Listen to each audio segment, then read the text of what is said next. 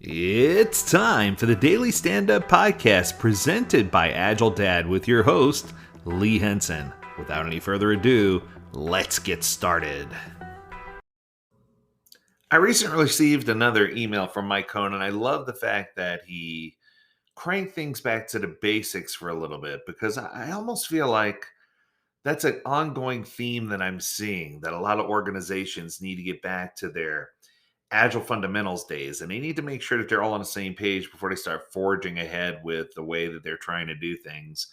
And in this email, he's talking about course correction. And let's just get into it. He says, I hear frequently about the need to correct course or to make course corrections. I heard it once in a sprint review after receiving feedback that indicated changes were needed to the recent developed features. The product owner said to the team, we would correct course in the coming sprint.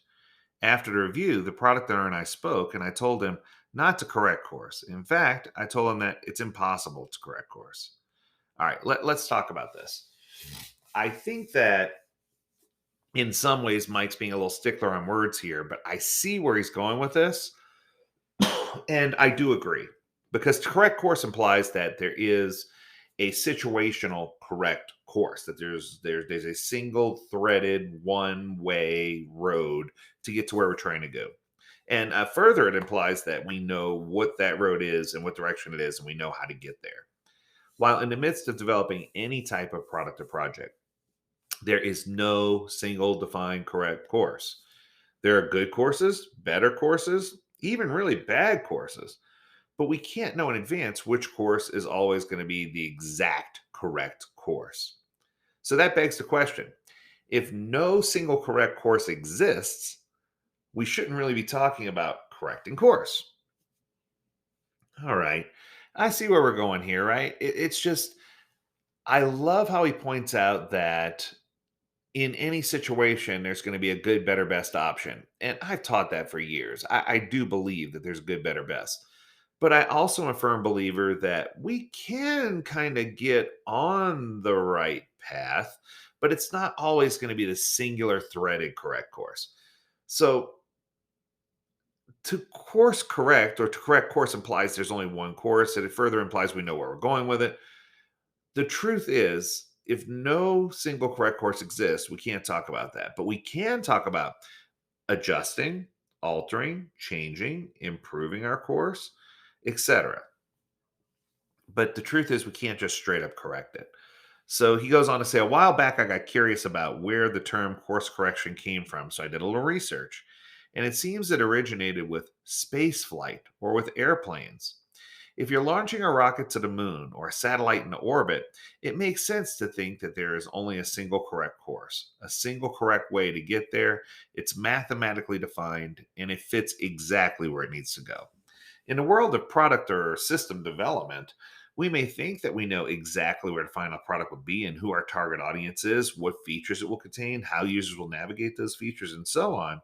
But the truth is, as we build things, new things come up, right? New requirements will emerge from the process of building a product. The product will morph as we build it, and our knowledge increases. This is something that's true to most things in life. As we gain further light and knowledge, our desire and what we do and how we do it changes over time. So I think that if we dialed it back a notch and said, instead of course correction, if we looked at it more as inspect and adapt, and I know what you're thinking, oh my gosh, that is course correction, but it's non-definitive. It's kind of like when I talk about the difference between continual flow and continuous flow. There is a difference, right?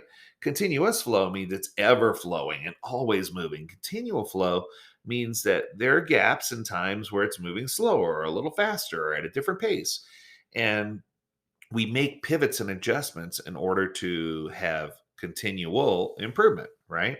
I think the same thing is true here. Not trying to split hairs, but I do agree with Mike that if we just focus on some of these basic things and say to ourselves, okay, there may be certain situations where there's one correct path, but the truth is, there are more times than not multiple paths to get there. It's good for us to identify a good path, better path, and best path, and to not lean in and put all of our eggs in one basket and say there's only one way to do things.